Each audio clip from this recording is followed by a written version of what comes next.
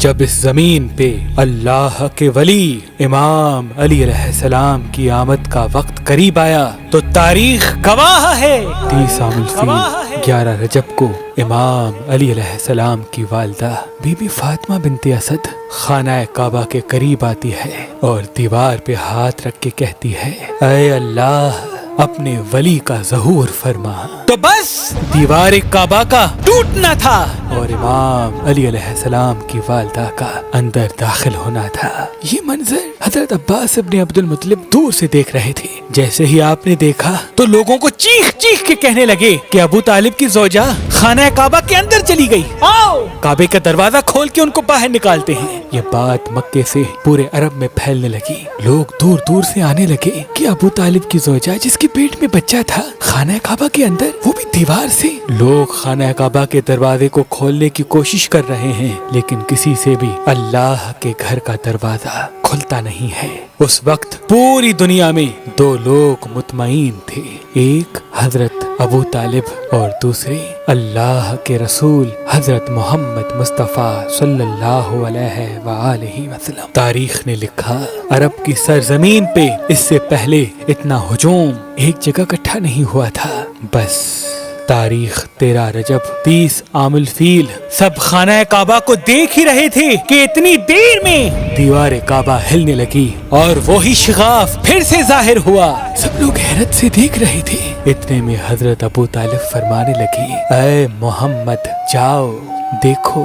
اللہ کے رسول اپنے مبارک قدموں سے خانہ کعبہ کے اندر جیسے ہی پہنچے تو دیکھا ایک نورانی بچے کے نور سے پورا خانہ کعبہ چمک رہا ہے۔ آپ نے دیکھا کہ امام علی کی والدہ پریشان ہے۔ رسول اللہ نے فرمایا اے میری ماں آپ غمزدہ کیوں ہیں؟ تو بی بی فاطمہ بنت اسد فرمانے لگی اے میرے بیٹے محمد، اللہ نے جیسے ہی اس بچے کا ظہور کیا تب سے لے کے نہ یہ بچہ روتا ہے نہ دودھ پیتا ہے۔ اللہ کے رسول نے مسکرا کے جیسے ہی بچے کو گود میں اٹھایا تو وہ بچہ مسکرا کے اپنی آنکھیں کھولنے لگا۔ اللہ کے رسول نے اپنی زبان امام علی علیہ السلام کے منہ میں دی اور امام علی علیہ السلام رسول اللہ کی زبان چوسنے لگی۔ پھر جیسے ہی رسول اللہ اپنی گود میں امام علی علیہ السلام کو لے کے باہر آتے ہیں تو سارا عرب اس بچے کے نور اور فضیلت کو دیکھ کے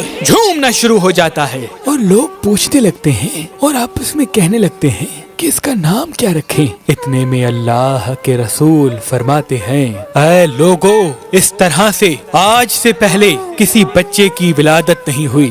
اس بچے کی ولادت علی ہے، افضل ہے، اعلیٰ ہے اور اللہ کی مرضی یہ ہے کہ اس بچے کا نام بھی علی رکھا جائے، یعنی وہ بلندی جس بلندی پہ کوئی پہنچ نہ سکے۔ بس فضا میں علی علی کی صدائیں بلند ہونے لگیں۔ اتنے میں جناب ابو طالب امام علی علیہ السلام کو لے کے اپنے گھر کی طرف جا ہی رہے تھے کہ کسی منافق نے کہا اے ابو طالب کیا وہ رسم نہیں کرو گے جو ہر بچے کے ساتھ کی جاتی ہے؟ مکے میں یہ رواج تھا کہ پیدا ہونے والے بچے پہ سانپ چھوڑتے تھے، اگر سانپ بچے کو مار دیتا تھا تو وہ یہ سمجھتے تھے کہ یہ بچہ اپنے باپ کی اولاد نہیں، لیکن اگر سانپ بچے کو کچھ نہیں کرتا تھا تو پھر وہ یہ کہتے تھے کہ یہ بچہ اپنے باپ کی اولاد ہے اور ہمارے لیے قابل عزت بنے گا۔ حضرت ابو طالب نے اللہ کے رسول کو دیکھا، امام علی علیہ السلام کو دیکھا اور ایک جگہ امام علی علیہ السلام کو رکھ کے کہنے لگے لاؤ اس سانپ کو جس پہ تم فخر کرتے ہو۔ وہ سانپ چھوڑا گیا۔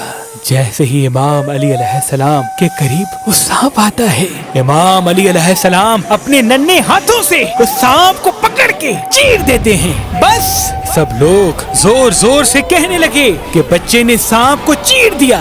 عربی زبان میں سانپ کو کہتے ہیں حیا اور کسی چیز کو چیر کے پھاڑنے کو کہتے ہیں درہ۔ تو لوگ دور دور سے کہنے لگے کہ حیا درہ کہ بچے نے سانپ کو چیر دیا، اور یہ آواز فضا میں گونج گونج کے یوں معلوم ہونے لگی جیسے کوئی کہہ رہا ہو ہے درہ ہے درہ ہے درہ۔ اس آواز کو سن کے آپ کی والدہ بی بی فاطمہ بنت اسد آسمان کی طرف دیکھ کے کہنے لگی یہ میرا بچہ حیدر ہے، وہ شیر جو سانپ کو چیر کے 2 ٹکڑوں میں تقسیم तकसीम करता है। अल्लाह की अजीम नेमतों में से एक नेमत ज़िमरत पत्थर है, क्योंकि ये पत्थर पहनने वाले इंसान को अक्लमंद बनाता है, होशियार बनाता है, ज़हीन बनाता है और उसके वजूद में क्रिएशन पैदा करता है। वो इंसान जो तेज दिमाग नहीं रखता, अगर वो ज़िमरत पहनेगा तो वो होशियारी के फैसले करेगा और उन्हीं फैसलों से उसको अल्लाह के करम से कामयाबी मिलेगी। वो लोग जो क्रिएटिव काम करते हैं, उनके लिए ये पत्थर खजाने की चाबी का काम करता है, क्योंकि इसको पहनने के बाद उनके वजूद में नए नए आइडियाज पैदा होते हैं। वो लोग जो ज़हीन नहीं होते या जिनका हाफजा कमजोर होता है, जैसे ही ज़िमरत पत्थर पहनेगा, अल्लाह के करम से वो होशियार, तेज दिमाग, हाजिर दिमाग होगा। अल्लाह के वली हजरत शाह शम्स तबरेज़ सब्ज़वारी ज़िमरत पत्थर पे खास इसमें आज़म दम करके अपनी अकीदतमंदों को दिया करते थे और ये फरमाते थे कि इस पत्थर को पहनो, अल्लाह तुम्हारे दिमाग को तेज करेगा, होशियार बनाएगा और समझदारी के साथ फैसले करने का जज्बा देगा। वो बच्चे जो पढ़ाई में होशियार नहीं होते, उनके लिए ये पत्थर अनमोल खजाना है। आपकी रहलत के बाद आपकी औलाद सैयद सदरुद्दीन, सैयद हसन कबीरुद्दीन, सैयद ताजुद्दीन, बीबी बादशाहज़ादी और तमाम शमसी जाफरी सादात आज भी ज़िमरत पत्थर पे खास इसमें आज़म दम करके दिया करते हैं। अगर आप भी ये पढ़ा हुआ ज़िमरत पत्थर हासिल करना चाहते हैं तो आज ही मेहरबान स्टूडेंट्स के नंबर पे कॉल करें और ये पढ़ा हुआ ज़िमरत पत्थर हासिल करें। अगर हमारा नंबर आपको मसरूफ मिलता है तो आप हमारी वेबसाइट मेहरबानी.com पे आएं और ये पढ़ा हुआ ज़िमरत पत्थर हासिल करें। आप ये ज़िमरत पत्थर हमारी एप्लीकेशन जो गूगल प्ले स्टोर और आईफोन नेट पर मौजूद है, वहाँ से भी हासिल कर सकते हैं। अल्लाह आपको आबाद रखे।